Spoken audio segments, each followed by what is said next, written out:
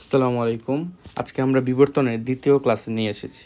তাহলে দ্বিতীয় ক্লাসে আমরা বিবর্তনের সপক্ষের প্রমাণসমূহ নিয়ে আলোচনা করব। তাহলে বিবর্তনের সপক্ষে কি কি প্রমাণ করছি আমরা, এগুলো ক্ষয়ের জন্য লাগবে, ইভেন এমসিকিউর জন্য অনেক অনেক ইম্পর্টেন্ট। তাহলে ফার্স্টেই লেখা আছে অঙ্গ সংস্থানিক প্রমাণ। তাহলে অঙ্গ সংস্থানিক প্রমাণ আর ধাপে ধাপে আমরা এই সবগুলাই দেখব। তাহলে অঙ্গ সংস্থানিক প্রমাণের মধ্যে ওই যে আমরা বলে আসলাম সমসংস্থ অঙ্গ, সমবৃত্তি অঙ্গ, নিষ্ক্রিয় অঙ্গসমূহ।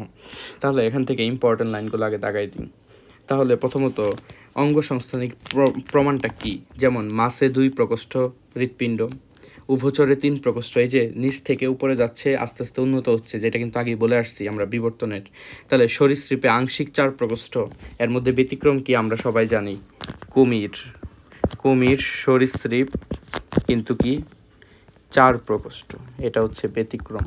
আমরা এটা জুলজি প্রথম অধ্যায়ে পড়ে আসছি, কুমির 4 প্রকোষ্ঠ। তারপর পাখি ও স্তন্যপায়ীতে সম্পূর্ণ 4 প্রকোষ্ঠ বিশিষ্ট, যেটা আমরাও স্তন্যপায়ীতে পড়ি, তাই আমাদের হৃৎপিণ্ড 4 প্রকোষ্ঠ বিশিষ্ট। সমসংস্থ আগেই বলছি, সংস্থ মানে উৎপত্তি, অথবা তুমি এভাবে মনে রাখতে পারো গঠন। আর সমবৃত্তি, বৃত্তি মানে হচ্ছে কাজ। তাহলে সমবৃত্তি মানে কাজ সেম, সমসংস্থ মানে গঠন সেম।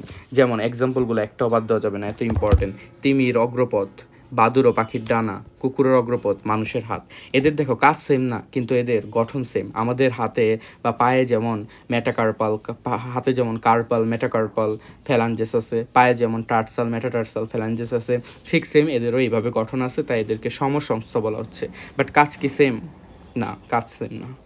এরপর নিষ্ক্রিয় অঙ্গ, আমাদের আজমল স্যারের বইয়ে খুবই কম দেওয়া, কয়েকটা নাম দেওয়া, কিন্তু এখানে আলিম স্যারের বই থেকে দেওয়া আছে, সবগুলো নাম আমাদের মুখস্থ রাখতে হবে, একটাও আমরা বাদ দিব না। তাহলে কী কী নিষ্ক্রিয় অঙ্গ আছে? প্রায় 100টি আছে, এর মধ্যে ইম্পর্টেন্ট কিছু দেওয়া: চোখের কোনায় উপপল্লব, পিনিয়াল গ্রন্থি, আক্কেল দাঁত, থাইমাস গ্রন্থি, গায়ের লোম, টনসিল, বহিকর্ণের 3টি কর্ণপেশি, বহিকর্ণের 3টি কর্ণপেশি, সূচালো কর্তন দাঁত, পুচ্ছাস্থি, পুরুষের স্তন, অ্যাপেন্ডিক্স, উদরীয় খণ্ডকীয় পেশি। তুমি একটাও বাদ দিতে পারবে না, ফার্স্টেই বলছি এখানে সবগুলাই অনেক ইম্পর্টেন্ট টপিক।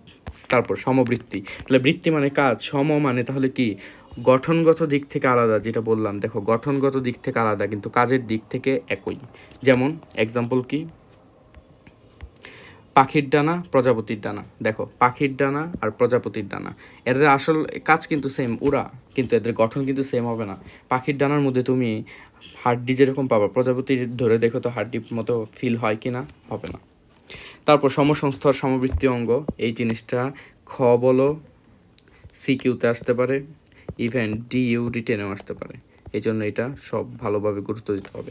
সমসংস্থর সমবৃত্তি অঙ্গ, অলরেডি এক্সাম্পল সংজ্ঞার মধ্যেই পার্থক্য কিন্তু অনেকটুকু চলে যায়। তাহলে সমসংস্থ অভ্যন্তরীণ গঠনের সাদৃশ্যযুক্ত, এটা সাদৃশ্য নয়, বুঝাই গেছে।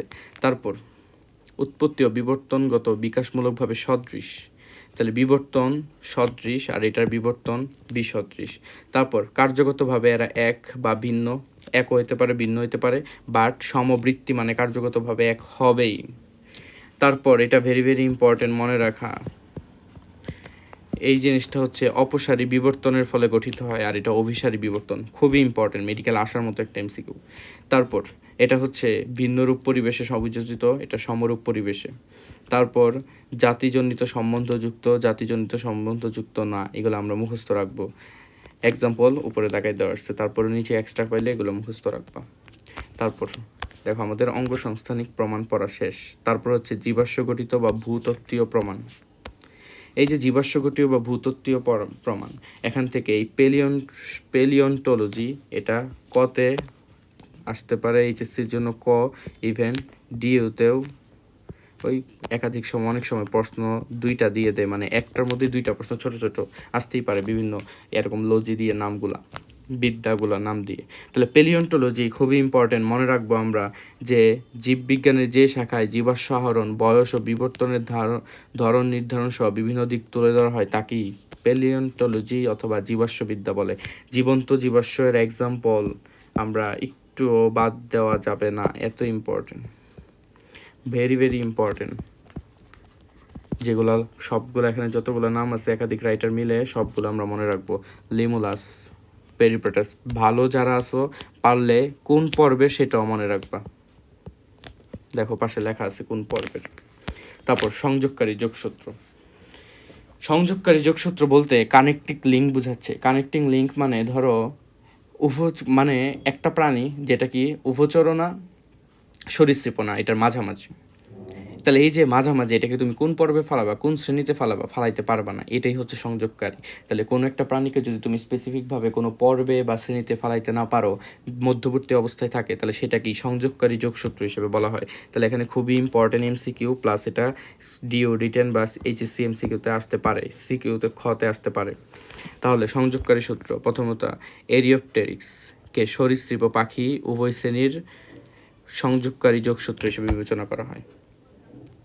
কোন যুগে? জুরাসিক যুগে এদের আবির্ভাব হয়েছিল, যেটা বর্তমানে নেই। এর জন্য এখানে নিচে যদি ওইটা আছে যে কেন বার্ডস আর গ্লোরিফাইড রেপটাইল, কারণ দেখো সরীসৃপের পরেই কিন্তু উচ্চ শ্রেণী বার্ডস মানে পাখির উৎপত্তি। তাহলে এই জন্য বলা হচ্ছে বার্ডস আর গ্লোরিফাইড রেপটাইল, পাখি হলো মহিমান্বিত সরীসৃপ। কারণ ওই যে ধারণা করা হয় এরিওপটেরিক্স থেকেই কি পাখির উৎপত্তি, তাহলে ছিল সরীসৃপ, সেখান থেকে হয়েছে এরিওপটেরিক্স, দেন কি পাখি, এই জন্য বলা হচ্ছে। তাহলে এখানে আরও খুবই ইম্পর্টেন্ট দেওয়া আছে যেটা আজমল স্যারের বইয়ে দেওয়া নাই, প্লাটিপাস। প্লাটিপাস কি? সরীসৃপ ও স্তন্যপায়ীর মধ্যবর্তী কানেক্টিং লিঙ্ক। সরীসৃপের বৈশিষ্ট্য এখান থেকে লাগবে না। স্তন্যপায়ীর বৈশিষ্ট্য লাংফিশ, এটা কি মৎস্য উভচরের মধ্যে connecting link, very very important. এখানে কি কি বৈশিষ্ট্য তোমরা যারা ডিইউতে পরীক্ষা দিবে, এইচএসসিতে তেমন লাগে না, ডিইউ এর জন্য এটা মুখস্থ করবা যে এই যে কানেক্টিং লিঙ্ক বলতেছি, তাহলে কোনটার কি বৈশিষ্ট্য ছিল। তারপর এরিওপটেরিক্সের সরীসৃপীয় বৈশিষ্ট্য, এটা কিন্তু এইচএসসি সিকিউ এর জন্য মুখস্থ করতে হবে। এরিওপটেরিক্সের সরীসৃপীয় বৈশিষ্ট্য আর হচ্ছে এরিওপটেরিক্সে পাখির বৈশিষ্ট্য, ওই যে মধ্যবর্তী কানেক্টিং লিঙ্ক বলা হচ্ছে। তাহলে এগুলো সবগুলো আমরা মুখস্থ রাখবো, যে দেহ ও বাহুতে আইসের উপস্থিতি, নিরিট প্রকৃতির, শক্তিশালী চোয়ালের কোটরে বসানো সমাকৃতির দাঁত, লিজার্ডের মতো লেজ বা 20টি কোষিকা সমৃদ্ধ, এমসিকিউর জন্য মনে রাখতে হবে। অগ্রপদে 3টি করে নখরযুক্ত আঙ্গুলের উপস্থিতি, মস্তিষ্কের গঠন সরল, সেরিব্রাল হেমিস্ফিয়ার নলাকৃতি। তারপর এরিওপটেরিক্সের পাখির বৈশিষ্ট্য, তাহলে পাখির বৈশিষ্ট্যগুলো, দেহ উন্নত পালকের উপস্থিতি, অগ্রপদ ডানায় রূপান্তরিত, যার কারণে উঠতে পারে, উড্ডয়ন করতে পারে, লেজে উড্ডয়ন পালক বা রেক্টিসের উপস্থিতি, চোয়াল চঞ্চুতে পরিণত হয়, ইম্পর্টেন্ট আছে, 2টি ক্ল্যাভিকল অস্থি মিলিত হয়ে ভি আকৃতির ফাড়কুলা গঠন করে, এগুলো কিন্তু আজমল স্যারের বইয়ে নাই, মুখস্থ করতে হবে মাস্ট। মাথার খুলি অপেক্ষাকৃত বড় এবং একটি অক্সিপিটাল কন্ডাল দ্বারা যুক্ত, আর বেশিটুক নাই। তারপর ভূতাত্ত্বিক কালক্রম এর মধ্যে এইটা পুরাটা এমসিকিউ, সিকিউতে লাগবে না, জাস্ট এটা থেকে আমি কমায় দিচ্ছি, এগুলো মনে রাখো। স্তন্যপায়ীর যুগ বলা হয় সিনোজয়িক এরাকে। আধুনিক মানুষের সভ্যতার উদ্ভব, এটাও সিনোজয়িক। সরীসৃপের যুগ বলা হয় মেসোজয়িক, এখান থেকে জুরাসিকটা স্পেশালি মনে রাখবো। তারপর উভচরের যুগ বলা হয় পেলিওজয়িক, মাছের যুগও সামুদ্রিক অমেরুদণ্ডীর যুগও বলা হয়, এতটুকুই মনে রাখবো। তারপর ভূতাত্ত্বিক কালক্রম, এখানে ওই উপরে জিনিসটা আরেকটু এমসিকিউ আকারে দেওয়া আছে, আমরা কোন যুগ সেটা মনে রাখলাম। ডাইনোসরের প্রাধান্য লুপ্তি মনে রাখবো, দাঁতযুক্ত প্রথম পাখি জুরাসিক কাল। তারপর হচ্ছে কোনো জীবাশ্ম নেই কোন কালে, এগুলো মনে রাখবো। ডাইনোসরের উদ্ভব ট্রায়াসিক কাল, এইটা এত ইম্পর্টেন্ট না। তারপর এমসিকিউগুলো এখন বলার কিছু নেই, অ্যাডমিশন এমসিকিউগুলো এখানে দেওয়া আছে, আমরা এটা পড়ে ফেলবো। এই যে এখানে একটু রিটেন কোয়েশ্চেন দেওয়া আছে, এগুলো আমরা একটু মুখস্থ করবো, অলরেডি ডিউতে আসছে, জাহাঙ্গীরনগর ইউনিভার্সিটিতে আসছে। তো এমসিকিউগুলো সলভ করবা, আর এই যা যা দিলাম 2টা ক্লাসের মধ্যে এগুলো শেষ করবা। আজকে এতটুকুই, আসসালামু আলাইকুম।